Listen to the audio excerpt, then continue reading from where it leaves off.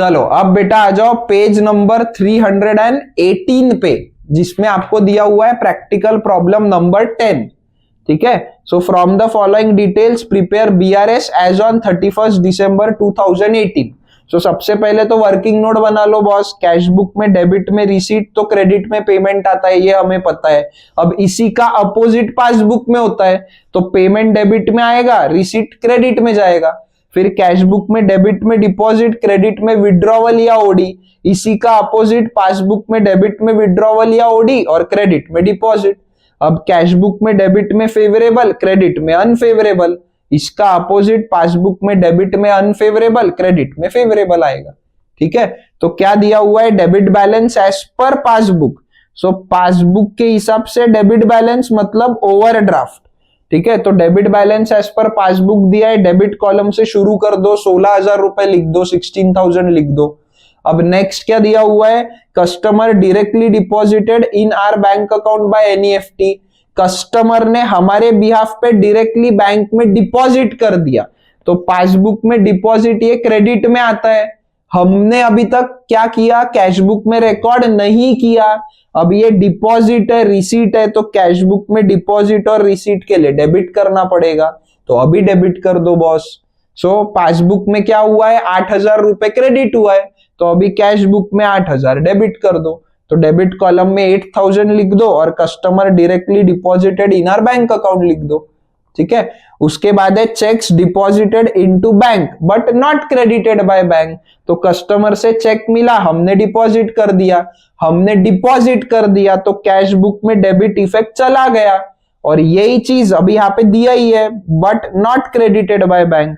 तो बैंक में पासबुक में अभी तक क्रेडिट नहीं हुआ है, तो अब क्रेडिट कर दो ना भाई, हो जाएगा वो टैली। सो कैश बुक में 10,500 डेबिट हुआ है, पासबुक में क्रेडिट होना बाकी है, तो अभी क्रेडिट कॉलम में लिख दो 10,500 checks deposited into bank not credited by bank. ठीक है, उसके बाद है passbook shows debit entry for bank commission not recorded in cash book. So passbook में डेबिट में कितना है, 300 बैंक कमीशन है, मतलब पेमेंट का इफेक्ट आया है, जो कि अभी तक कैश बुक में रिकॉर्ड नहीं हुआ है। अब ये पेमेंट का, डेबिट का, पासबुक का इफेक्ट अगर हमें कैश बुक में रिकॉर्ड करना है तो हमें पेमेंट के लिए क्रेडिट करना पड़ेगा कैश बुक में, तो अभी 300 रुपए से क्रेडिट कर दो, तो ये बराबर इक्वल हो जाएगा। ठीक है, तो पासबुक में 300 रुपए डेबिट हुआ है, तो कैश बुक में अभी क्रेडिट कर दो, तो क्रेडिट कॉलम में 300 लिख दो, passbook shows debit entry for bank commission not recorded in cash book. उसके बाद नेक्स्ट है bill of exchange of 3,500 discounted with the bank in December, returned dishonoured in January. तो actually it shouldn't be recorded but as it is given in question hence considered as follows. अब ये क्या हुआ है, return dishonour कब हुआ, अगले महीने हुआ है, इस महीने नहीं हुआ है। लेकिन अब इसको हमें क्वेश्चन में दिया है ना, तो हमको अकाउंटिंग तो करनी है। तो हमने कस्टमर से रिसीव किया चेक, जो हमने बैंक में डिपॉजिट किया, डिस्काउंटेड कर लिया। डिस्काउंट कर लिया मतलब बैंक में डिपॉजिट कर दिया, तो पासबुक में क्रेडिट का इफेक्ट आ गया है डिपॉजिट का। लेकिन अभी हम ऐसा अज्यूम करेंगे कि भाई हमने कैश बुक में इसका डेबिट इफेक्ट अभी तक लिया ही नहीं है, तो अभी हमें डेबिट कर देना पड़ेगा।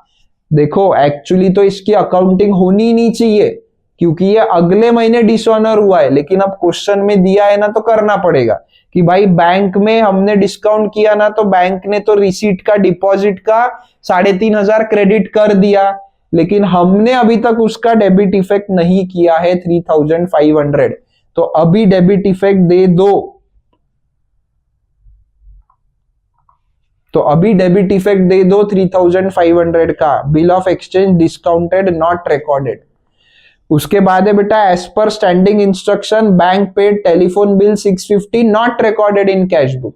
सो बैंक ने हमारे बिहाफ पे टेलीफोन का बिल पे किया, तो पेमेंट में आ जाओ, यहाँ पे डेबिट में पेमेंट है पासबुक में, तो बैंक ने डेबिट इफेक्ट पेमेंट का दे दिया, कैश बुक में अभी तक नहीं दिया है, तो कैश बुक में पेमेंट का इफेक्ट देने के लिए हमें क्रेडिट करना पड़ेगा, तब ये डेबिट क्रेडिट इक्वल होगा।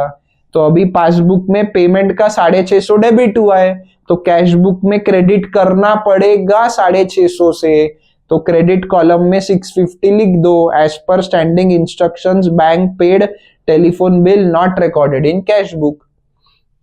उसके बाद है cheque of 975 deposited into bank but wrongly recorded as 795 in cash book. हमने कस्टमर से चेक रिसीव किया जो बैंक में डिपॉजिट हो गया, तो पासबुक में वो क्रेडिट इफेक्ट चला गया क्योंकि वो डिपॉजिट का इफेक्ट है। कितने से गया? 975 से, बट हमने गलती से उसको डेबिट किया 795 से ही। अरे गड़बड़ हो, हाँ 1 मिनट फ्रेंड्स, यहाँ पे गड़बड़ हुआ है बेटा। ये यहाँ पे चाहिए 975, यहाँ पे चाहिए 795। तो अभी हमें और डेबिट करना पड़ेगा 180 रुपीज से, क्योंकि हमने कम डेबिट किया है कैश बुक में। ठीक है, तो यहां देखो पासबुक में क्या हुआ है, पासबुक में रिसीट में गया है 975 क्रेडिट क्योंकि ये डिपॉजिट है। अब कैश बुक में भी डिपॉजिट में एक्चुअली 975 जाना चाहिए था, बट गया कितना? 795 ही गया, मतलब कम डेबिट हुआ है। कितने से कम डेबिट हुआ है? 180 रुपीज से कम डेबिट हुआ है। तो अभी डेबिट करो तो 795 प्लस 180 बराबर 975 हो जाएगा।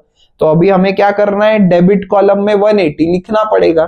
Check deposited but wrongly recorded in cash book, तो एरर हो गई हमसे, हो गया अपना ये खत्म। अब डेबिट का टोटल, क्रेडिट का टोटल, डेबिट का टोटल बड़ा है, क्रेडिट का टोटल छोटा है, तो बड़े में से छोटे को माइनस करो, बैलेंस निकालो, वो आएगा 16,230 रुपीज।